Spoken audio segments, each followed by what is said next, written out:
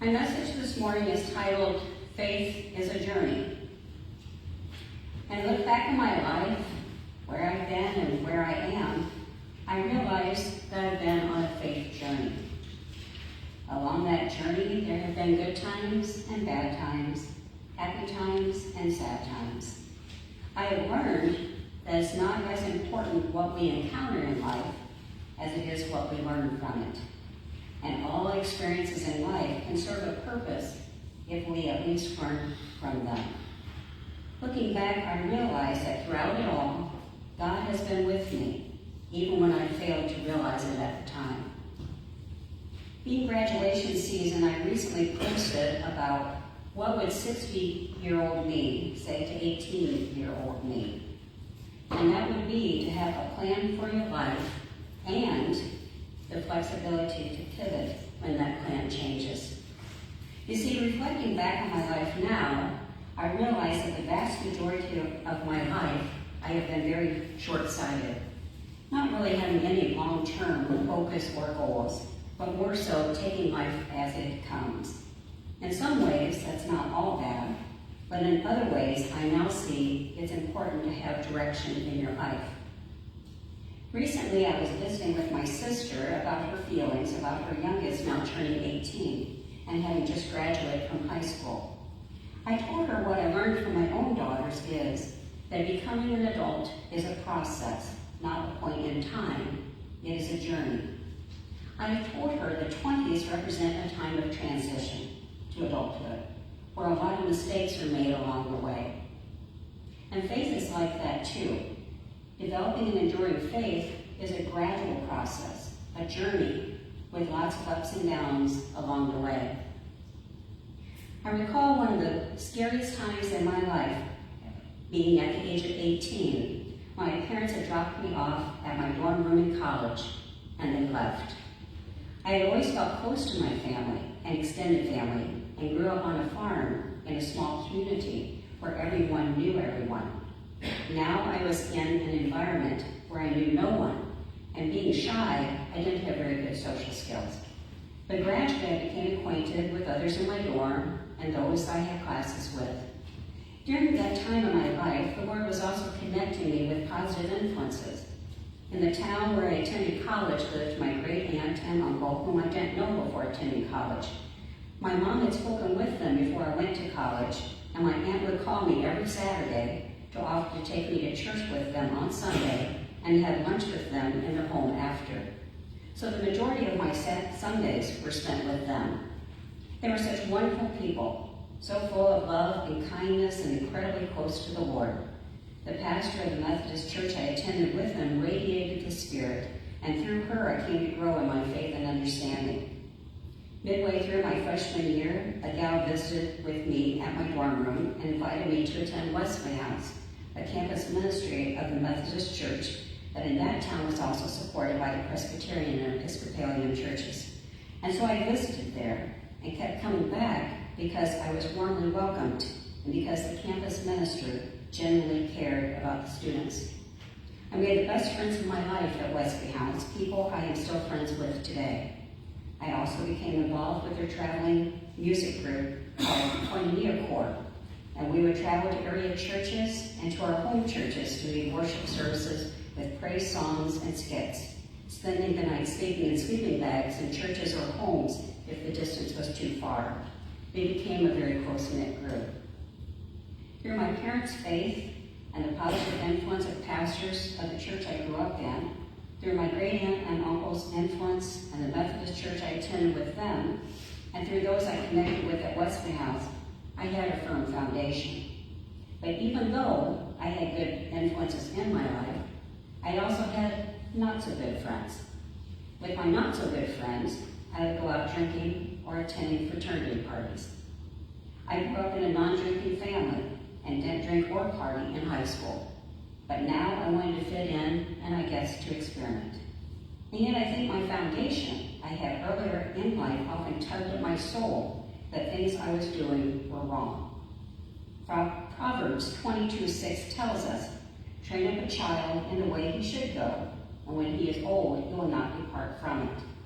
I believe when a child is been taught Christianity and has had strong Christian influences, that it creates a foundation that even if they stray away from, that they will typically return to.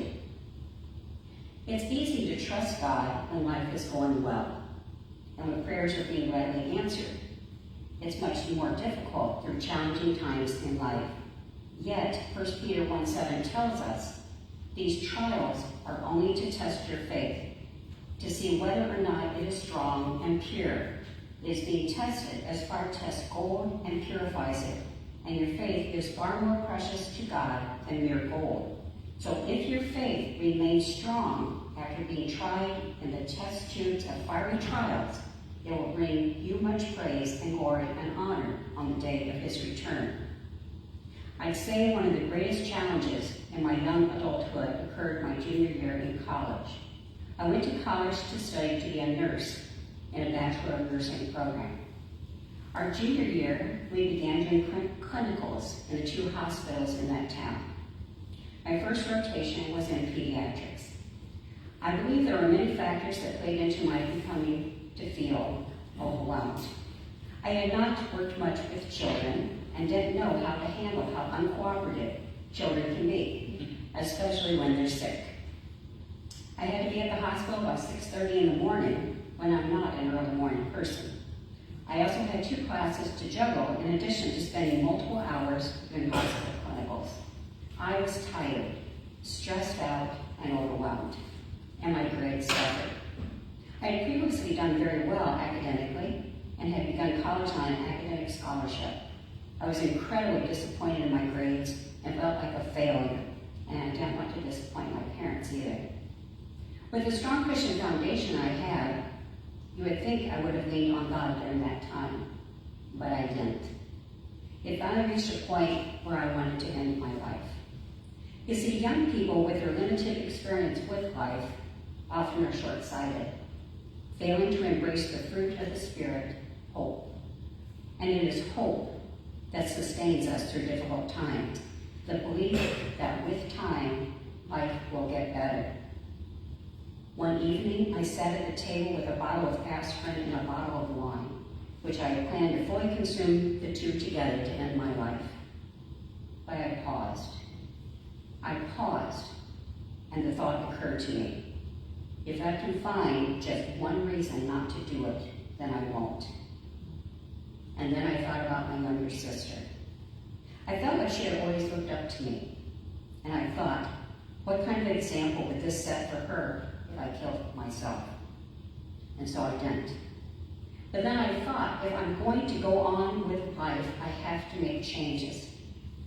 And so I met with my academic advisor and I told her I was quitting the nursing program. She tried to talk me out of it and talk through options with me. We did agree for me to drop one of the support classes I was taking, but she persuaded me to finish another clinical and then to make a decision after that clinical. The second clinical was in obstetrics, and that clinical went much smoother, but I still made a decision to leave nursing. After quitting nursing, I was left with no direct sense of direction. I was left with the question, where do I go from here with my life? I had already finished 2.5 years of college. I was concerned about the additional time and expense of changing to a different major at this point. I had been doing office work while attending college, so ultimately I decided to complete my general education requirements and a secretarial certificate, and then to decide later what to do with my life. In April 1985, when I was nearing the completion of the certificate, I began praying fervently for God to provide me with a job, as I didn't want to return home to live with my parents. Within a couple of weeks, I received a call from the head of a department at the university offering me a full-time temporary office position they would have open for the summer. I was amazed to be offered a job I had not known about and had not applied for, and I praised God for answered prayers. I later learned a friend of mine who worked in her office had told her she should hire me. When that position was nearing an end, that department had connected me with the head of a different department at the university who had an opening, and I was offered that position. And again, I praised God for answered prayers. Throughout life, there will be ups and downs, faith-building opportunities, as we come to lean on and trust God more through them. 3 years later, when I married, I moved to Kansas City, where my husband had employment. For 6 months, I fervently looked for and applied for jobs, but had no offers. I kept praying for God to provide employment, but was becoming depressed as time went on without any job offers, as we greatly financially struggled.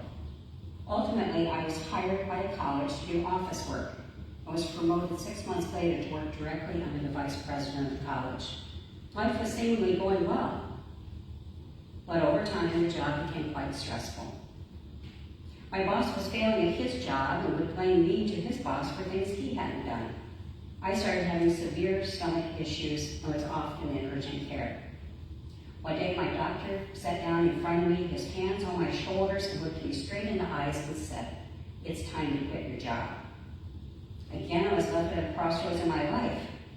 I needed to decide whether to do what was best for my health and to quit my job, to try to find different employment, and risking unemployment, potentially putting us in a financial mess, because by then we had 2 car payments to make. I prayed fervently for God's direction and leading. I applied for jobs and was offered in a short time work with a temp agency working for an order fulfillment company. Interestingly, the name of the company was Valentine. I decided to take it as a short-term fix until I could find something else. The job was very boring, but the people were very interesting. There were several of us with a wide range of ages and backgrounds. 2 months later, I was offered a position working for a university in a much lower stress office position God had provided. Soon after that, I became pregnant. It's interesting how we have our plan about how our deliveries will go, which rarely go as planned. While 5 days overdue, water broke in the middle of the night and was contaminated. After 18 hours of non-productive labor, the baby was distressed with a weakened heartbeat. We were in danger of losing her, and so she was delivered by emergency C-section. Our daughter had developed infection from the contaminated fluid, and my spinal cord was nicked while doing the epidural, resulting in a continuous worst headache of my life for 2 days before they did a patch. I recall feeling angry with God. I had prayed for all to go well, and now was scared as to whether my baby was even going to be okay. After 12 days in the hospital, she finally got to come home, and thank God she was okay. Within 6 months, my husband decided he wanted to change careers to do retail management. After 6 months of training, we would be relocated. I felt a great deal of insecurity, and I prayed fervently during that time for us at least not to be relocated out of Missouri. I had lived in Missouri my entire life and couldn't imagine living elsewhere. Soon before our daughter's first birthday in June the following year, we got word that we would be relocated to Duluth, Minnesota. I recall feeling very angry with God. How could he answer my prayer so differently than how I had prayed? In July 1993, we made the move. I recall the first evening staying in a hotel while awaiting our belongings to be delivered by the moving company, seeing seagulls for the first time, and I was fascinated by Lake Superior.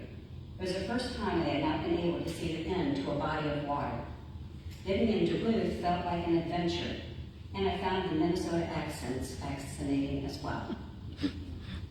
2 months after the move, I was offered a position working for the University of Minnesota Duluth, doing office work in the Graduate School of Toxicology. Despite God answering my prayer differently than how I had prayed, overall it was a positive experience, other than the mosquitoes. Lots of mosquitoes. And the snow, more snow and colder temps than I had ever experienced before in my life, and missing family. We went 6 months without seeing our family prior to flying home for Christmas that year, when previously we visited our families every other month. Life is filled with ups and downs. Only 8 months after relocating to Duluth, in February 1994, my husband was informed that his job was being cut because the company was having financial difficulties, and he was the last manager hired. Our lives were again put into a tailspin, and I prayed a lot about the situation. When we told my parents the news, my dad contacted the manager at a local porcelain store, who was aware of a manager training opening in their Mexico, Missouri store. My husband made contact and was offered the job. We packed up all of our belongings and made the 14-hour drive to relocate back to Missouri. 6 months later, we were relocated to Perry, Iowa, where we bought our first home in the area and lived for 2.5 years, adding another daughter along the way. This time I planned C-section and no complications. Then in fall of 1996, Horseman's management wanted to relocate us to Wilmer, Minnesota. We visited Wilmer, but weren't impressed with the area and turned down the opportunity. But then they sweetened the pot and said if we took the Wilmer manager opening, that over time they'd make him regional manager over their 4 stores here in Minnesota. So then we accepted the offer. But by then we had a home to sell. My husband came to Wilmer and lived out of hotels while I stayed behind with our daughters to try to sell our house. Many prayers said during that time, trying to get the Iowa house sold and trying to line up a home in the Wilmer area. 2.5 months later, our house in Iowa still had not sold. It was easy to feel discouraged during that time, but I kept praying. Then a realtor in Wilmer told my husband the owners of the home in Candiota had already moved to Arizona and would be willing to rent their house to us on an intent to buy contingency agreement. So we decided to do that. And yet there was still the issue of how to make the house payment for the Iowa home while also paying rent for the home in Candiota. It was a very stressful time, with many prayers said. 2 weeks after we relocated to the Candiota home, our house in Iowa finally sold. Praise God. And then another challenge. About a month after we had closed on buying the home in Candiota, my husband was informed that Horseman had sold all of the Minnesota stores to Runnings. We were given an option of staying with Horseman and relocating again right away, or for him to transfer employment to Runnings. Much ponderings and prayers said about the situation.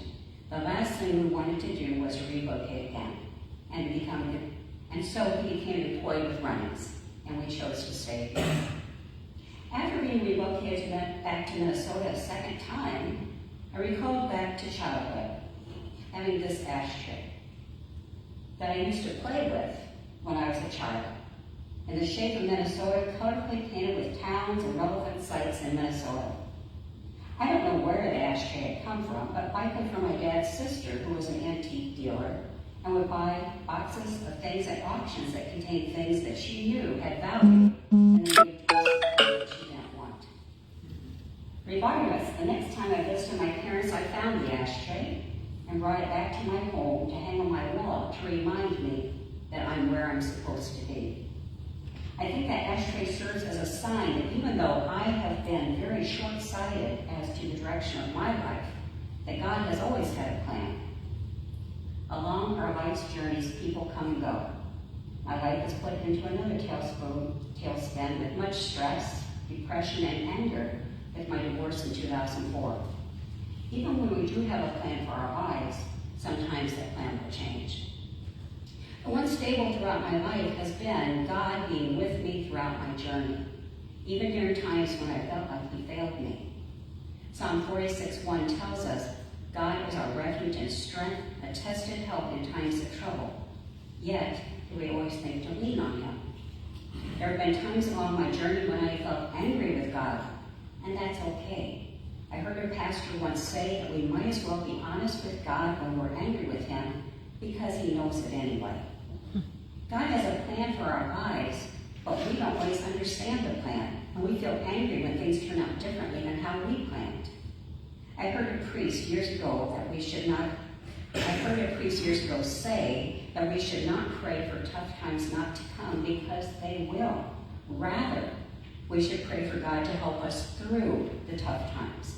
We need to be prepared for times when tragedy strikes by putting on the armor of God, as Paul mentions in Ephesians 6:14-18, especially studying the Bible, not just reading it, but studying it, praying often, and seeking God's truth, and to seek His will in the way that we live our lives.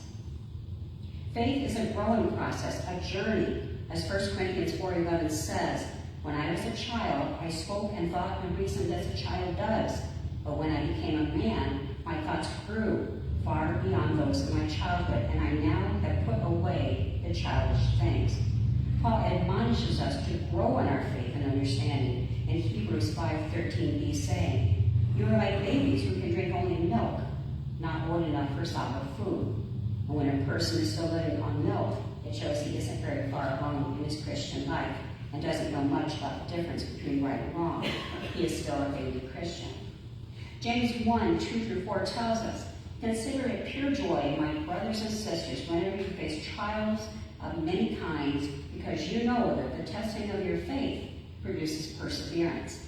That perseverance finishes work, so that you may be mature and complete, not lacking anything." We mature and grow in our faith as we go through periods of testing and trials in our lives, and come to learn to lean on and trust God to be there with us through whatever we experience in life. Along my faith journey over the years, I have learned to pray more and to worry less. May we grow to have a mature faith that resounds with Paul. We are pressed on every side by troubles, but not crushed and broken. We are perplexed because we don't know why things happen as they do, but we don't give up and quit.